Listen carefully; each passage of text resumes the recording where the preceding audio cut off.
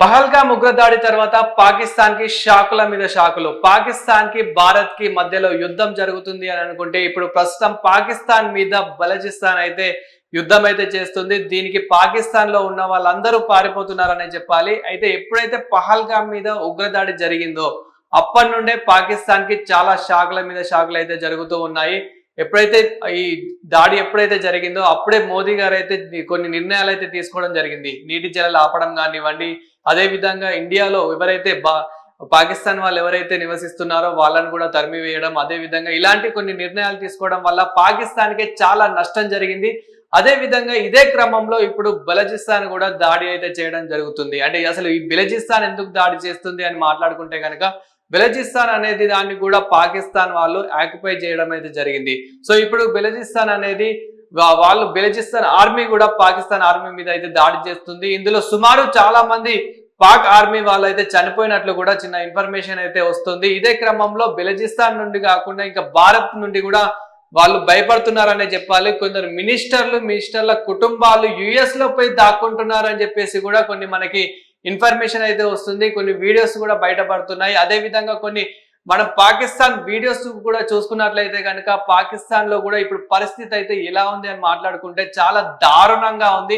ఇంతకు ముందే చాలా దారుణంగా ఉండేది. అలాంటిది ఇప్పుడు ఇలాంటి భారత్ మీద కానివ్వండి, అదే విధంగా ఇప్పుడు బలూచిస్తాన్ ఇతర దేశాలతో వాళ్ళు ఇలా యుద్ధానికి పాల్పడితే వాళ్ళకే నష్టం అనేది ఇప్పుడు వాళ్ళకి అర్థమైపోతుంది. ఇప్పుడు ఎవరైతే పాక్ ఆర్మీ ఉన్నారో పాక్ ఆర్మీ కూడా భయపడే సిచ్యువేషన్ అయితే వచ్చిందని అయితే మనం అనుకోవచ్చు. అదే విధంగా మరి యుద్ధానికి కావాల్సిన ఏవైతే వస్తువులు ఏవైతే ఆయుధాలు మరి పాకిస్తాన్ దగ్గర ఉన్నాయని మాట్లాడుకుంటే కనుక వాళ్ళ దగ్గర ఉన్నాయి, కానీ భారత్ అంతా మాత్రం లేవని మాట్లాడుకోవాలి.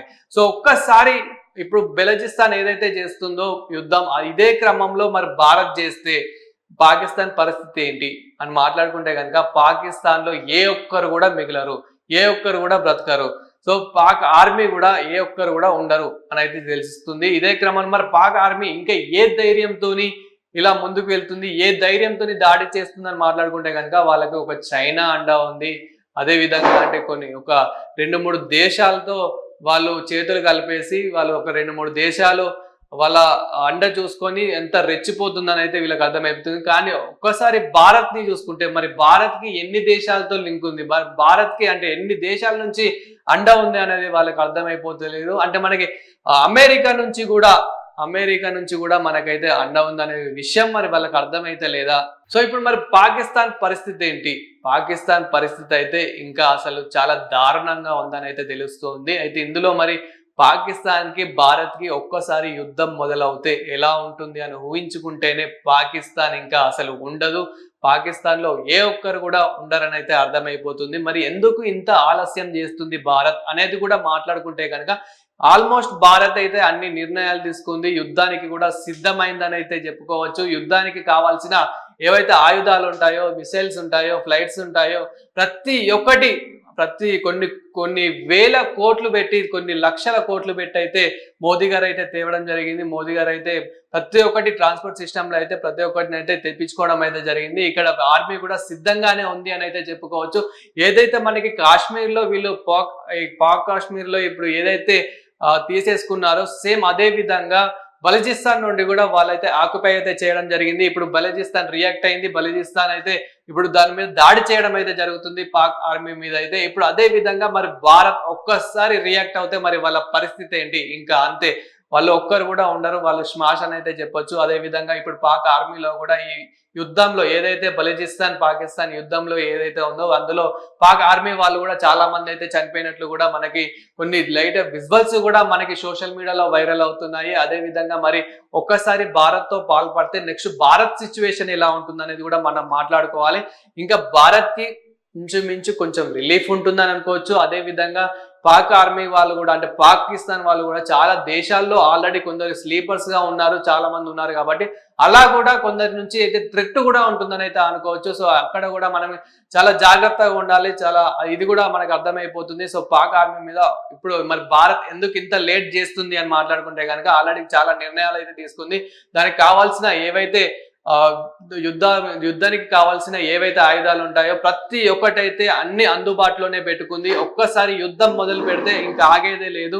మరి ఎన్ని రోజులు పడుతుంది అని మాట్లాడుకుంటే గనక సుమారు ఒక 2-3 రోజుల్లో అయితే మొత్తం స్మాష్ చేసేస్తది మన భారత్ అనేది కూడా అర్థమైపోతుంది. దాని తర్వాత మరి భారత్ పరిస్థితి ఎలా ఉంటుంది, పాకిస్తాన్ పరిస్థితి ఎలా ఉంటుందని మాట్లాడుకుంటే కనుక భారత్ లో మాత్రం ఇప్పుడే ఎలా ఉందో సిచ్యువేషన్ ఇంకా అంటే ఇంకా చాలా బాగానే ఉంటుందని అయితే మనం మాట్లాడుకోవచ్చు. కానీ పాకిస్తాన్ లో మాత్రం అసలు ఏ ఒక్కరు కూడా మిగిలారు, ఏ ఒక్కరు కూడా ఉండరు అన్నట్లయితే తెలుస్తుంది. కానీ ప్రస్తుతం మనం చూసుకుంటే కనుక పాకిస్తాన్ పరిస్థితి అయితే చాలా దారుణంగా ఉందని అయితే అనుకోవచ్చు.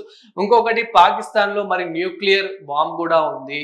సో మరి పాకిస్తాన్ లో ఒక్కసారి అది యూజ్ చేస్తే సో బెలిజిస్తాన్ పని కానివ్వండి, అదే విధంగా భారత్ లో మరి సిచ్యువేషన్ ఎలా ఉంటుంది అని కూడా మనం చూసుకుంటే కనుక అక్కడ న్యూక్లియరే ఉండొచ్చు, కానీ మన భారత్ లో మాత్రం అంతకు మించిన మోదీ గారు అయితే ఇప్పుడు తెప్పించడం అయితే జరుగుతుంది. అదే విధంగా ఇండియన్ ఆర్మీ కూడా దానికి సంబంధించిన ఏవైతే ఉంటాయో ఆయుధాలు ఏవైతే ఉంటాయో ప్రతి ఒక్కదానికి సిద్ధం అన్నట్లే ఉన్నారు.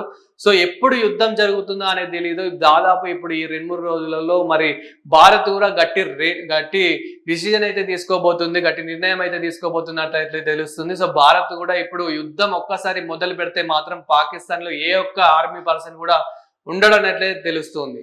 ఇదే క్రమంలో అంటే బెలూచిస్తాన్ కూడా 3 భాగాలుగా అయితే విడిపోయి అంటే బెలూచిస్తాన్ కూడా ఇప్పుడైతే పాకిస్తాన్ మీద దాడి చేయడం అయితే జరుగుతుంది. మరి బెలూచిస్తాన్ లో పరిస్థితి ఎలా ఉందని మనం చూసుకుంటే కనుక అక్కడ కూడా ప్రతి ఒక్కరైతే చాలా ఏదైతే వెపన్స్ ఉంటాయో ప్రతి ఒక్కరు కూడా వెపన్స్ పట్టుకొని తిరగడం మనం చిన్న సోషల్ మీడియాలో అయితే చిన్న వైరల్ అయిన వీడియోస్ అయితే మనం చూస్తూ ఉన్నాము. అక్కడి నుంచి కూడా పాకిస్తాన్ కి అయితే చాలా థ్రెట్ ఉంది. అంటే పాకిస్తాన్ ని కూడా లేపేద్దాం అన్నట్లేగానే వాళ్ళైతే గట్టిగానే ఉన్నారు. ఇది గత 2-3 రోజుల నుంచే వాళ్ళైతే ప్లానింగ్ చేసుకొని ఇప్పుడు పాకిస్తాన్ మీద అయితే దాడి చేయడం అయితే జరుగుతుంది. మరి పాకిస్తాన్ కి ఈ సమయంలో చైనా అండలేదా, మరి చైనా నుంచి కానివ్వండి ఇంకా ఈ ఇతర దేశాల నుంచి అండలేదా అంటే మాత్రం పాకిస్తాన్ కి ఇప్పుడు చైనా మద్దతుగా అయితే ఉండడం అయితే జరిగింది. అంటే పాకిస్తాన్ కి అయితే ఇప్పుడు చైనా కొంచెం సపోర్టివ్ గా ఉండడం అయితే జరుగుతుంది. మరి ఈ క్రమంలో మరి ఇంకా వేరే దేశాల నుంచి ఒక్కసారి యుద్ధం జరిగితే ఏ విధంగా ఉంటుందనేది మనం ఊహించుకుంటే కనుక భారత్ నుంచి ఒక్కసారి యుద్ధం స్టార్ట్ అయితే మాత్రం పాకిస్తాన్ లో ఇంకా ఏ ఒక్కరు కూడా మిగలరు. అదే విధంగా అంటే ఇప్పుడు ఏదైతే నేవీకి సంబంధించిన సముద్రాల నుంచి కూడా యుద్ధం చేస్తే మాత్రం ఇంకా నెక్స్ట్ లెవెల్ ఉంటుందని అయితే మనకు అర్థమైపోతుంది. అంటే పాకిస్తాన్ లో మాత్రం ఏ ఒక్కరు కూడా మిగిలారు. పాకిస్తాన్ ఆర్మీ కూడా ఇప్పుడు పాకిస్తాన్ ఆర్మీలో ఒక 20 నార్మల్ గా మనకి 10 లక్షల మంది అంటే ఇప్పుడు పాకిస్తాన్ ఆర్మీలో 6 లక్షల మంది ఆర్మీ వాళ్ళు ఉంటే మన ఇండియాలో దాదాపు 25 లక్షల మంది ఆర్మీ సోల్జర్స్ అయితే అక్కడ మనకి బార్డర్ లో కనిపిస్తూ ఉన్నారు. అంటే ఇక్కడ జస్ట్ పాకిస్తాన్ లో అదే విధంగా ఆయుధాల గురించి కూడా మాట్లాడుకుంటే కనుక వెపన్స్ గురించి వాళ్ళకు దగ్గర ఉన్న వెపన్స్ గురించి మాట్లాడుకుంటే వాళ్ళ దగ్గర 30% వెపన్స్ ఉంటే మన దగ్గర 100% వెపన్స్ అయితే ఉన్నాయి. అంటే వాళ్ళ దగ్గర నార్మల్ గా ఒక 30 బాంబులు ఉంటే మన దగ్గర దాదాపు 100కు మించి బాంబులు. అంటే ఇలా ఒక ఎగ్జాంపుల్ గా మనం తీసుకుంటే ప్రతి దాంట్లో మనమే ముందున్నాం. కానీ ఇంకా ఎందుకు మరి భారత్ ఎందుకు ముందడుగేస్తలేదు, ఎందుకు మరి పాకిస్తాన్ తో యుద్ధ పడతలేదు అని అంటే కనుక ఇంకా భారత్ ప్రతి ఒక్కరినైతే ఎంక్వైరీ చేస్తుంది. ఇక్కడ కూడా మరి ఇంకా స్లీపర్స్ ఎవరైనా ఉన్నారా, అదే విధంగా ఇతర దేశాల నుంచి ఏ విధంగా ఉంది, ఒక్కసారి యుద్ధం స్టార్ట్ అవుతే భారతీయులు ఏ ఒక్కరికి కూడా గాయాలు కావద్దండి, ఏ ఒక్కరికి కూడా ఏం అవ్వద్దు అనే ఒక నిర్ణయంతోనైతే ఈ డిసిజన్స్ అయితే ఇప్పుడు మళ్ళీ ఒక బిగ్ డిసిజన్ కూడా తీసుకోబోతున్నారు మోదీ గారు అయితే. ఈ 1-2 డేస్ లో అయితే మరి ఇప్పుడు బెల్జిస్తాన్ లాగానే ఇప్పుడు భారత్ కూడా ఒక్కసారి యుద్ధం మొదలు పెడితే మాత్రం పాకిస్తాన్ అనేది ఇంకా ఉండదన్నట్లయితే అర్థమైపోతుంది.